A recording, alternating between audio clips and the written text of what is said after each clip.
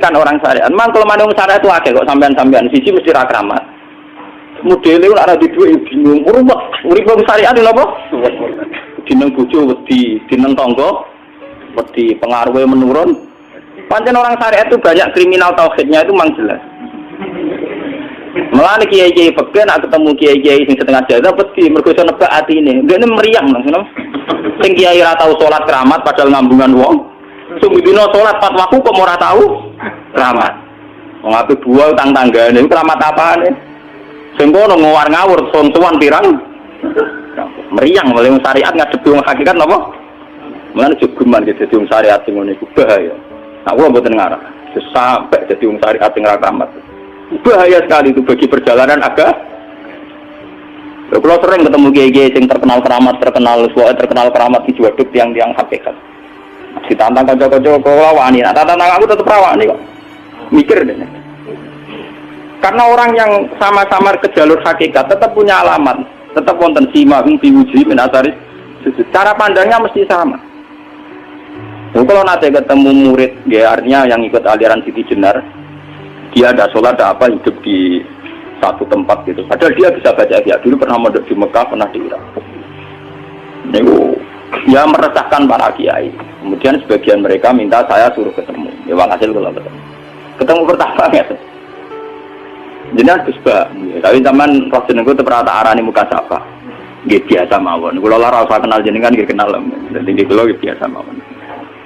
Lalu pernah ngajar-ajaran nih. Saya Gus ning donya tak enteni mau turu-turu ngenteni mati ngono Gus kok ribet. Ijaban kula terus enak. Sampai jare wong hakikat wong ngenteni mati barang. Ya mati wis saiki iku. Ora ngenteni saiki padha-padha wis napa? Wis mati. Ya saiki wis padha-padha wis urip. Wis padha kabeh. Nah cara ilmu hakikat kan terus sama semua. Napa? Sama semua. Tadi makanya itu tadi. Kalau baleni malaikat, logika hakikat itu begitu ya. Roh itu ditiupkan oleh Tuhan ke kita. Kemudian roh karena ikut alam fisik, alam jasad, roh ngalami yang kita alami. Ya. Ketika roh ngalami yang kita alami, dia tersiksa. Nah, ketika roh sudah terpisah dari jasad yang mengekang, yang memenjara ini, dia senang terus kembali ke Tuhan. Ini disebut inna lillahi wa inna ilaihi. Nah, jasad ini kemudian menurut ilmu hakikat tidak ada gunanya sama sekali total. Hilang di telan tanah. Nah kalau begitu jasad ini nak mbok agul-agulan, Gusti bathuk kula tak nggo sujud tangan kula ndi buktine tangan wis ra ono. Bathuk wis ora. Mulai dari Siti Jenar, hanya wali bodoh kayak kalian yang punya ajaran bodoh begitu. Malah rasukan terus. Mulane Sunan Kalijaga semangat kon mateni mergo tambah omongane glodro ndi. Tapi yang nggak disadari Siti Jenar yaitu tadi inti dari ilmu hakikat itu kan tunduk sama kersane Tuhan. Kalau sudah tunduk pada kersane Tuhan, kalau kersane Tuhan roh kita harus di jasad dan wujud jasad kita ini juga karena kehendak Tuhan. Kenapa yang wujudnya jasad yang karena kehendak Tuhan engkau ingkari, sementara wujudnya roh tidak kamu ingkari? Toh wujudnya jasad ya bi iradatillah wa bi masyiatillah, wujudnya roh ya bi masyiatillah wa iradatillah. Harusnya fungsi jasad juga harus kamu akui toh Siti Jenar. Wong sekarang kita punya jasad ya bukan karena kita, karena kehendak Allah. Kenapa kamu ingkari? Berarti kamu ingkari kehendak meneng Siti Jenar.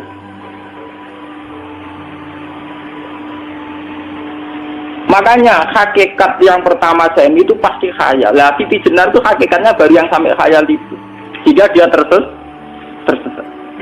Sebetulnya kalau sudah hakikat beneran itu tidak perlu khayal begitu.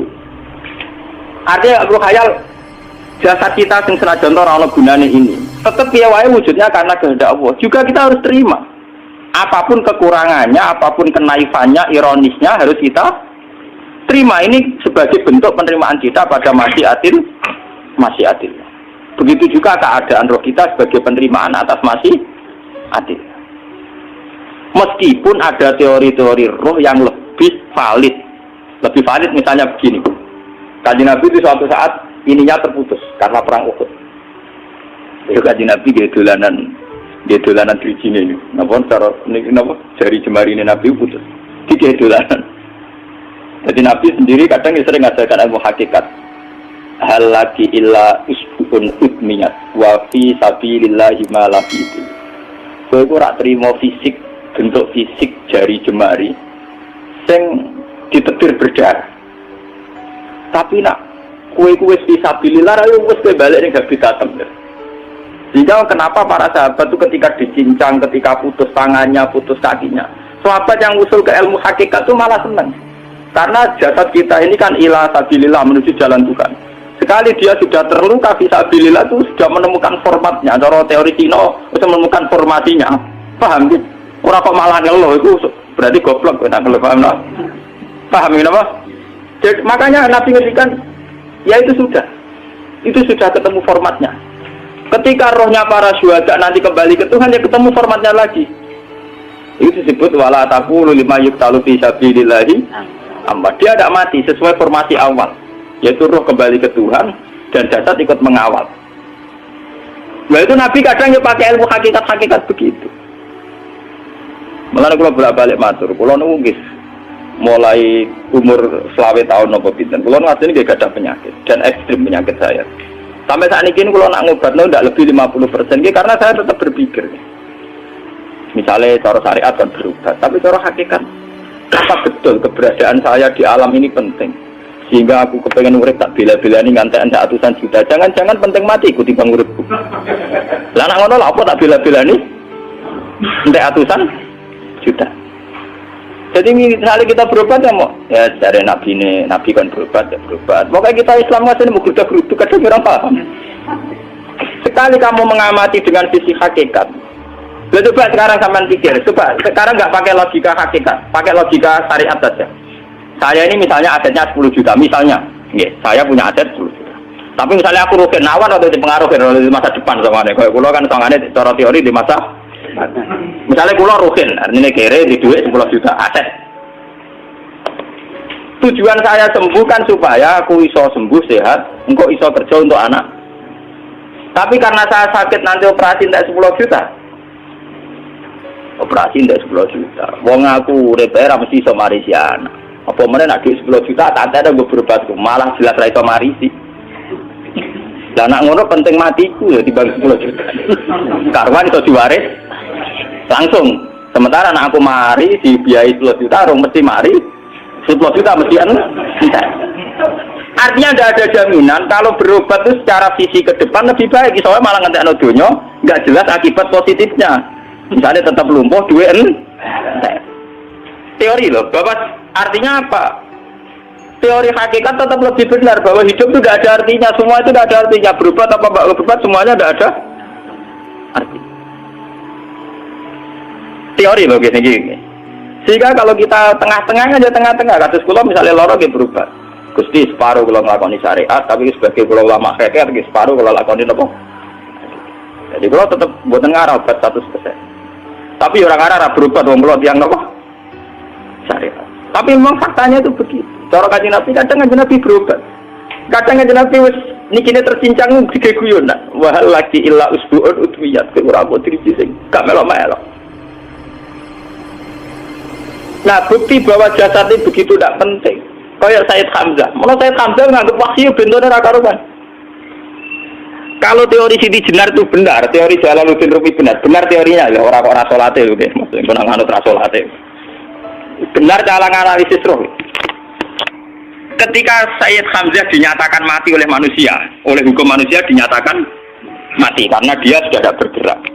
Dalam teori hakikat kan rohnya Sayyid Hamzah sudah fi khawasili tuyur dan khudrin. Rohnya sudah diambil Tuhan, tidak mati. Paham ya? Ketika rohnya Sayyid Hamzah sudah diambil, jasad ini sudah tidak punya rasa. Sekarang secara syariat kasat mata kita tahu, wong jasad nak diinfus, di sayat-sayat dioperasi ora kroso. Apa meneh saiki ruhe wis bisa. Lah ya jasad itu cek gampange, dioperasi dibius saja terus tidak kerasa. Apalagi rohnya sudah diambil. Nah saiki bayangkan, ketika Sayyid Hamzah itu sudah di atas, niku kira-kira delok wahsi ra wong bentuk. Lho wong kok baca igabus. Ketika jasad benar-benar tidak penting, kemudian jasadnya Sayyid Hamzah kan dicincang oleh wahsi. Ketika rohnya sudah diambil kan Hamzah tidak merasakan. Berarti saya Hamzah guyu-guyu wasi cek pintu nih gabus itu dicincang. Paham ya? Lho ini tenang.